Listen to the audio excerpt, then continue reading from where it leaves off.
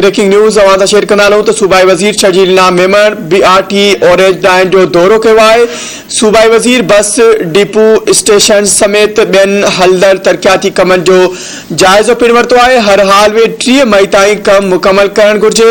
शर्जील मेमण इहा हिदायत करे छॾी आहे। शर्जील इनाम मेमण चयो त लिफ्ट्स एक्सक्यूलेटर जे इंस्टॉलेशन समेत समूरा कम मुकमल किया वञनि। सिंध मास ट्रांजिट अथॉरिटी जा ऑफिसर 24 कलाक कम की निगरानी कन। हर 2 कलाकनि खां पोइ रिपोर्ट पेश कई वञे।